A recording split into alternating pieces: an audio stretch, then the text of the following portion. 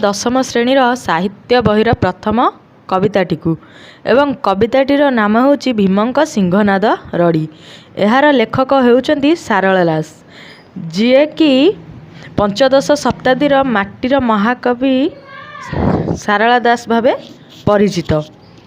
ओडिया भाषा साहित्यर आदिकवि गढ़ी जाइछंती महापुराणर महान ग्रंथ सबू। ताहा मध्यरु गोटे होची महाभारत, जहाँ को आमे कहूछु सारला महाभारत। से पंचदश शताब्दी रे एक चाषी कूल जन्म लाभ करथिले एवं ओडिशार सूर्यवंशी राजा कपिलेन्द्र देवंक समकक्षी थिले। तांकर पितृगत नाम थिला सिद्धेश्वर परिडा एवं से झंकड़र माँ सारला चंडी को पूजा करी निजको सारला बा सारला दास रूपे परिचित कराइथिले।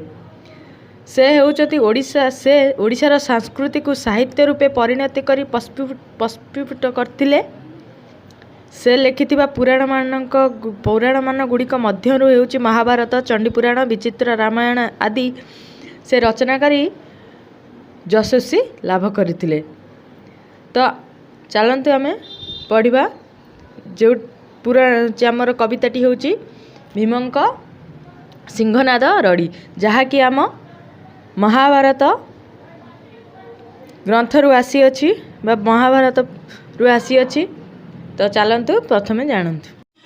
तेणु यही कविताटी रे वर्णना होइछि जे शिवंग ठारू किपरि भावरे सिंहनाद प्राप्ति करिसंती भीम एवं तार रड़ी रे आमर सौरमंडल रे किपरि परिस्थिति सृष्टि होइछि, जहाँकि एथिरे वर्णना करा जाइछि। तो चलतु आमे पढ़ी नबा आमर पद्य विभागटी। कविता प्रथम धाड़ी आमर देखि नियंतु। तो प्रथम धाड़ी रे आमर कोन लिखा होइछि जे सहदेव बोइले स्वामी सुनिमा जगन्नाथ, माने तापर धारे ईश्वर को सिंहनाद मागंतु पवनर सुत, गोविंदे बोइले जेबे यमंत अछि भीम, बुद्धि हराई किंपे कलु तु मति भ्रम, एबे बहन तु विश्वनाथ को सिंहनाद माग, रड़ीर नादे मान गोविंद बाहर हेउ बेग, ध्यानेण चिंतिला से पांडव सुंदर, आसन कंपिला जे देव सुरधर। तो चलते आम जानिबार माने बा मीनिंग कौन। सहदेव बोइले स्वामी सुनिमा जगन्नाथ, माने सहदेव कहले हे जगन्नाथ बा हे गोविंद बा हे कृष्ण, ईश्वर को सिंहनाद मागंतु पवनर सुत, ईश्वर को मागंतु सिंहनाद पवनर सुत माने भीम। से कहले ईश्वर को मागंतु सिंहनाद भीम, गोविंदे बोइले जेबे यमंते अछि भीम, बुद्धि हराई किंपे कलु तु मति भ्रम। गोविंद बोइले जदि एमंते पंथा अछि तेबे काहेकि बुद्धि हराई तु हेउचु मति भ्रम। रड़ीर नादे मान गोविंद बाहर हेउ बेगे, मान गोविंद एत्रे के जे कि दुर्योधन। तो रड़ीर नादे बा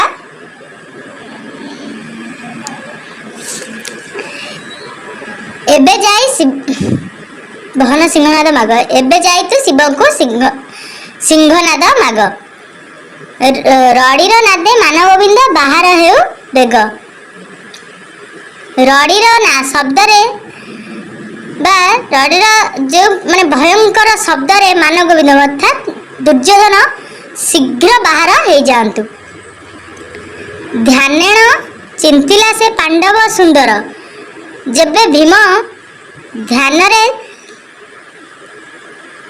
चिंता कले आसन कंपिला जे देव सुरधर, सुरधर माने महाप्रभु हर हर महादेव।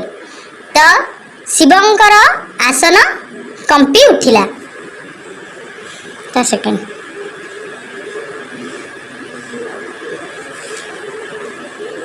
से देव पशुपति, ईश्वर बोइले देवी सुणग पार्वती।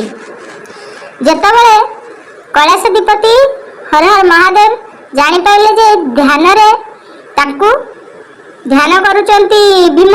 ତ ସେତେବେଳେ ସେ ଦେବୀ ପାର୍ବତୀଙ୍କୁ କହିଛନ୍ତି, ଆମ୍ଭନ୍ତ ସିଂହନାଦ ମାଗୁଅଛି ବୀର ଭୀମ, ତୁମ୍ଭ ବିଚାରକୁ କିସ ଯୋଗାଇ ଗୋ ଉମା।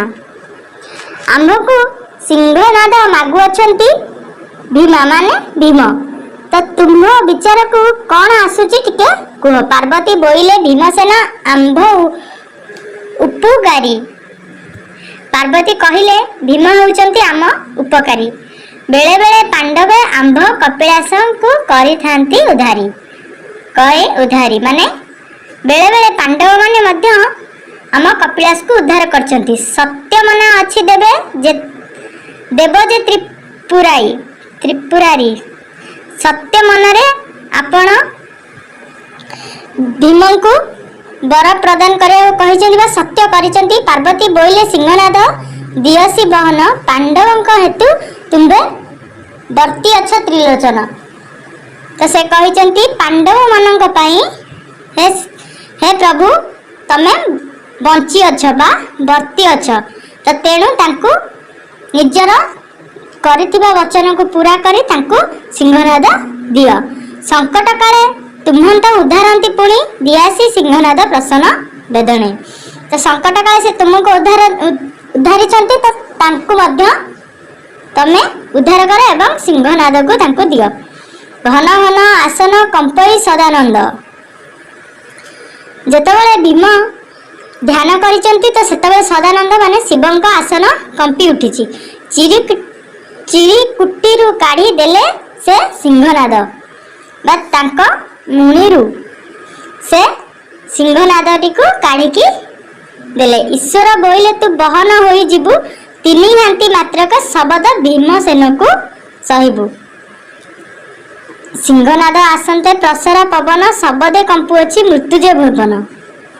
ଏହି ସିଂହନାଦର ଈଶ୍ୱର କହିଲେ, ୟାକୁ ନେଇଯାଅ ଏବଂ ତିନି ଘାଣ୍ଟି ମାତ୍ରକ ଶବଦ କରିବ।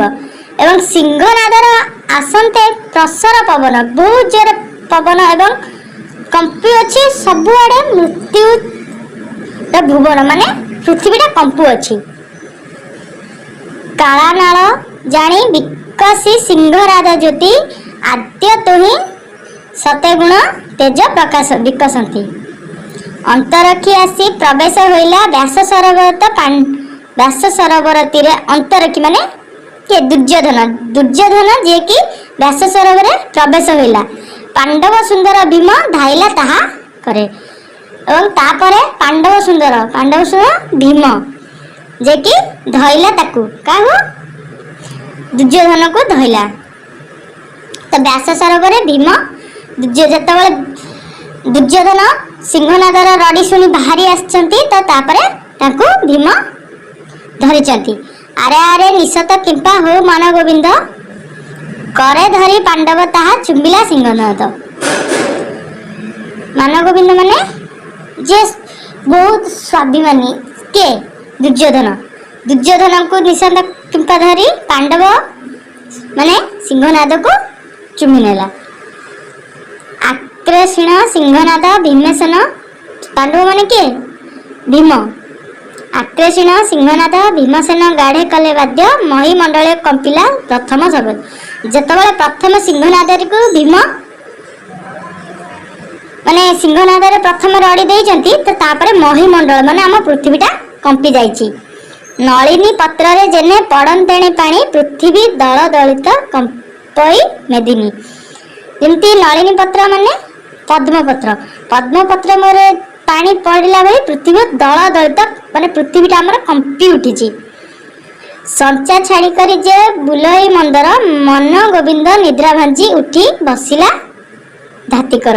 तो यह शुणी मान गोविंद माने सबू ए रड़ी शब्द शुणी मान गोविंद माने दुर्योधन उठी बसिला।